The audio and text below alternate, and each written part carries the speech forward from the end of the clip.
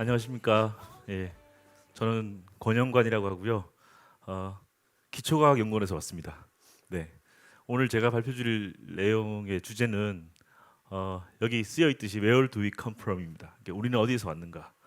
다음 슬라이드에서 그림을 가지고 이제 말씀을 드릴 건데 아재 개그를 하나씩 해야 되는 상황이면 그 사실은 제가 고갱이라는 화가를 좋아하는데요. 전화 상담원들이 가장 좋아하는 화가가 고갱이랍니다. 눈치가 빠르신 분들은 이미 아실 것 같은데 네, 전화를 받으면 사랑합니다 고갱님입니다. 네. 이분이 그 나중에 작품을 막 그릴 때 말년에 많이 가서 작업하신 곳이 이제 타이티라는 곳이고요. 여기 이 그림이 아주 유명한 그림입니다. 이제 오른쪽부터 왼쪽으로 이 사람 일생을 우리는 어디서 왔고 지금 어떻고 앞으로 어떻게 될 것인가를 이제 이 그림의 화폭에 하나 담은 그림입니다. 사실 이게 우리는 어디에서 왔는가라고 하면 상당히 철학적인 질문이기도 하고요. 나는 누구인가? 어릴 때부터 이런 생각에 좀 깊이 빠져서 이렇게 많은 생각들을 하게 되는데 오늘은 제가 이 주제에 대해서 과학적인 접근 방법으로 여러분들께 좀 설명을 드리고자 합니다. 저는 전공이 핵천체 물리학이고요. 그러니까 조금 나누면 핵물리를 하는 사람입니다. 핵물리학자고요. 천체에서 특히 별에서 일어나는 핵물리학적인 현상을 실험적으로 연구하는 연구자입니다. 그래서 오늘 제가 쭉 발표를 드릴 내용들이 제가 하는 연구와 닿아 있는 내용들이라고 생각해 주시면 될 것 같습니다. 그 중에 지금 현재 고갱의 그림에서 현재의 모습을 따왔습니다. 이미 잘 아시겠지만 우리 몸을 구성하고 있는 원소들은 이렇게 많지만 한 80% 정도가 물이죠. 여기 보시다시피 산소가 한 65%, 탄소가 한 18.5%, 수소가 9.5%, 질소가 한 3.2% 등등등이 있고요. 맨 나중에 뭐 다양한 것들 다 합쳐서 한 1% 정도 됩니다. 이게 우리 인체를 구성하고 있는 원소들입니다. 자, 그러면 그 다음 슬라이드에 얘는 뭘까요? 태양입니다. 네. 우리 지구에서 빛의 속도로 한 8분 정도 걸립니다. 빛의 속도로 아주 가까운 곳이죠. 이 태양은 아까 인체가 구성하고 있는 이 구성 원소에 비해서 태양은요 거의 대부분이 수소 또는 헬륨으로 이루어져 있습니다. 근데 우리는 태양 없이는 한순간도 못 살죠. 태양 없이는 한순간도 못 사는데 사실 우리는 태양에서 온 게 아닙니다. 우리 몸을 구성하고 있는 원소들은 그럼 어디서 왔을까? 이게 오늘 질문의 시작입니다. 그러면 우리 인류의 생명의 원천인 태양은 아니고 그러면 우리 몸을 구성하고 있는 이런 다양한 원소들 그리고 나아가서 이제 땅을 파면 최근에 이제 북한의 비핵화 이런 게 이슈가 되고 있잖아요. 그 핵무기의 원료가 되는 우라늄. 우라늄은 질량수가 238 아주 무거운 동위원소입니다. 이런 것들은 또 과연 어디서 왔을까? 그 최근에 또 이 사회적으로 이슈가 되고 있는 게 그 침대 있죠, 모침대. 거기서 이 라돈이라는 게 막 나와가지고 난리가 났잖아요. 라돈은 질량수가 222번인 동위원소입니다. 그럼 얘들은 과연 태양은 지금 수소하고 헬륨밖에 없고요. 앞으로 한 100억 년 정도의 삶을 더 살게 됩니다. 근데 그렇게 살아도 태양은 그 이상 무거운 원소들은 만들 수 있는 곳이 아닙니다. 그러면 우리 몸을 구성하고 있고 또는 우리 지각을 구성했고 우리 지구를 구성하고 있는 이런 원소들은 다 어디서 왔을까라는 게 질문이고요. 사실 이것 때문에 많은 물리학자들이 연구를 했습니다. 가장 대표적인 논문을 하나 제가 따왔는데 여기 보시면 저자가 G. 가모프라는 사람이 있습니다. 조지 가모프라는 사람인데 세계적으로 아주 유명한 천재 물리학자입니다. 이분이 자기 제자가 이제 알페르라는 그 제자가 있었고요. 이 둘하고 같이 연구를 해가지고 여기 보시면 영어로 쓰여 있긴 하지만 원소의 기원이라는 제목의 논문을 썼습니다. 지금 우주는 과학적으로 팽창하고 있다라고 이제 알려져 있죠. 팽창하고 있으면 처음 시작은 한 점에서 시작했을 것이고 그때 뭔가 뻥 하고 터지고 이 우주는 지금까지 계속 팽창하고 있다라는 게 지금 과학적인 정설로 받아들여지고 있습니다. 사실 빅뱅이라는 게 지금은 이제 다들 군에 가 있지만 예. 예, 이런 거군요. 네. 그 빅뱅이라는 이름은 원래 뭐가 뱅 크게 뱅 터진다 그래서 사실 빅뱅 그 팽창 우주론을 반대하는 사람이 그냥 우스개 비하하는 제목으로 만들어낸 겁니다. 이름을.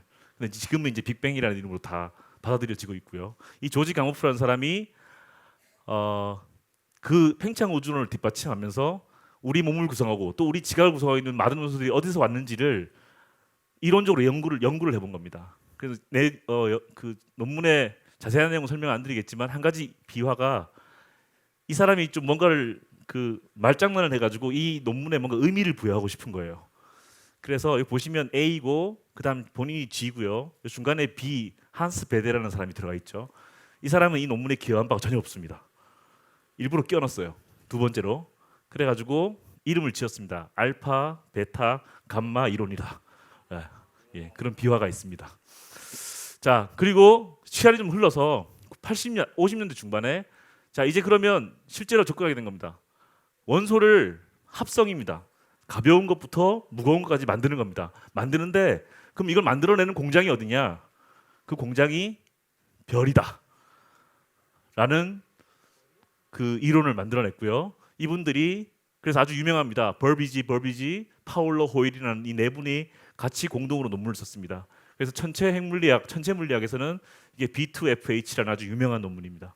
여기서부터 그러면 이제 별이라는 건 천체적인 현상이고요. 이 별 안에서 뭔가 합성이 일어나는 겁니다. 핵 물리학적인 그 가벼운 것부터 무거운 것까지 합성이 돼가지고 우리가 지금 우리 몸을 구성하고 있는 또는 우리 태양계를 구성하고 있는 많은 원소들이 여기서 만들어진 것이다라는 게 밝혀져 있고요. 그래서 이 칼 세이건이라는 분이 아주 유명한 대중물리학자시죠. 이분이 이렇게 말을 했습니다. We are made of star stuff. 그러니까 우리는 별의 잔해가 만들어진 우리는 별의 후손이다. 라는 얘기입니다. 자, 일단 우리 아까 처음에 시작한 우리는 어디서 왔는가에 1단계 질문의 답은 나왔습니다. 우리는 별에서 왔습니다. 외계인이죠, 다들. 예, 이게 초신성이라는 건데, 예, 감사합니다.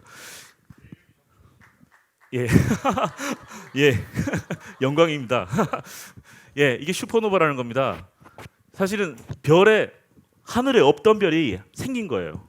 그래서 새로 생긴 별이다. 그래서 신성입니다. 새로울 신자의 새로운 별자고요. 근데 특히나 밝아서 초신성이라고 부릅니다.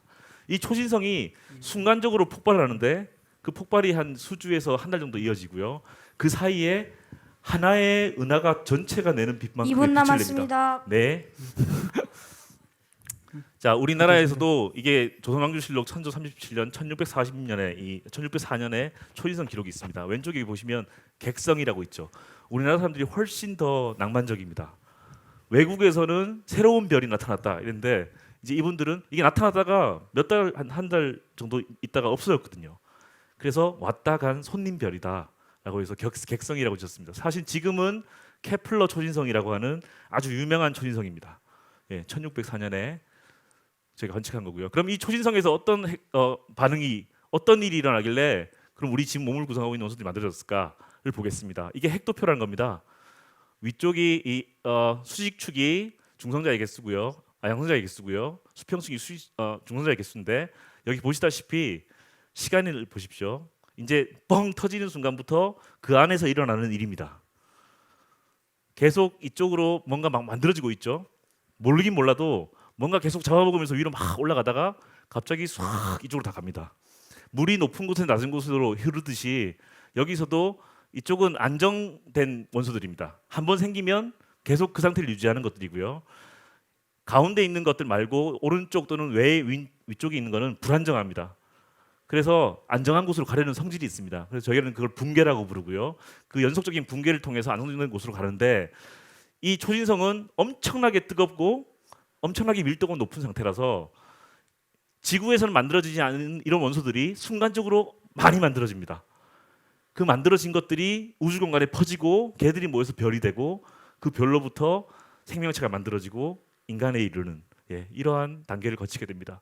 그래서 실제로 우리가 지구상에서 만들 수 없는 이런 다양한 종류의 원소들을 만들어야 되고요. 이걸 만들기 위해서는 만들어서 그 만든 것들에 대한 정보를 벌써 시간을 다 썼네요. 제가 조금만 더 쓰겠습니다. 죄송합니다. 그래서 이 각각의 이 과정상에 있는 다양한 원소들의 성질을 알아내는 것이 상당히 중요하고요. 그걸 알아내기 위해서는 이 핵이라는 거를 우리가 들여다봐야 되는데, 아까 나노, 원자, 뭐 분자 이렇게 나왔지만 핵이라는 건, 제가 야구를 좋아하는데 야구장이 큰 크기가, 야구장 전체가 원자라고 하면 고기 안에 있는 콩알 하나 정도가 핵의 크기입니다.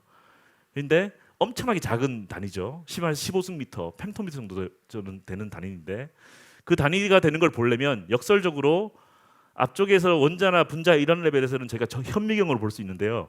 여기서는 이렇게 작은 단위의 세계, 미시의 세계, 눈에 보이지 않는 세계를 보기 위해서는 대형 큰 가속기라는 시설이 있어야 됩니다. 그래서 저희가 가속기를 만들게 되는 거고요. 희귀동위원소를 아까 동위원소라는 걸 잠깐 말씀을 드렸는데, 탄소는 수해리배 붕탄 해가지고 원자번 6번입니다. 근데 양성자의 개수도 6개고요. 근데 양성자의 개수가 6개면 6 더하기 6해서 12, 탄소 10이고요. 중성자의 개수가 7개면 13, 8개면 14가 됩니다. 이 두 개는 안정된 거고요. 얘는 상당히 불안정합니다. 그래서 상당히 불안정하지 않습니다. 얘가 반감기 한 5,700년 정도 되니까. 그래서 이런 것들을 탄소의 동위원소라고 부르고요. 우리가 이런 것들은 자연상에 존재하지만 얘는 자연계에 존재하지 않습니다. 존재하지 않기 때문에 우리가 인위적으로 만들어야 됩니다. 자연계에 존재하지 않아서 우리가 인위적으로 만들어야 되는 걸 희귀동위원소라고 부르고요. 그 희귀동위원소를 만들기 위해서 지금 미국의 미시건 주립대학에 있는 애프립이나 일본에 있는 RIBF 이런 시설들에서 가속기 시설을 만들어가지고 연구를 하고 있습니다. 특히 일본에서는 몇 년 전에 제가 113번 원자 번호를 발견해가지고 니호니움이라는 이름을 지었습니다. 아시아 최초입니다. 자기의 나라 이름을 붙인 게. 물론 저마늄, 아메니슘, 프란슘 뭐 많은데, 근데 아시아에서는 처음으로 일본이 그 업적을 이뤘고요. 또 우리가 실험을 하기 위해서는 다양한 실험 장치들이 필요합니다. 이게 헐크라는 영화에서 나온 겁니다. 헐크가 감마선을 맞아가지고 헐크가 되거든요. 예, 이거를 집어 뜯어가지고 던지는 장면이 나옵니다. 이게 감마 스피어라고요. 요 하나 하나가 몇 억씩 하는 고가의 실험 장비입니다. 이거는 물론 모형이겠죠. 그래서 이런 것들을 가지고 실험을 하게 되고요. 이런 시설들이, 또는 외국에 있는 시설보다 훨씬 더 좋은 성능을 가진 시설이 현재 우리 대한민국, 그것도 이 대전에 지금 지어지고 있습니다. 여기가 라온이라고 부르는 대전 신동, 그러니까 대전하고 세종시의 경계에 있습니다. 여기에 초전도 선형 가속기라고 하는 가속기가 들어서고 우리 희귀동위원소를 만들어 가지고 다양한 실험을 할 수 있는 시설들이 현재 구축 중에 있고요. 얘가 지금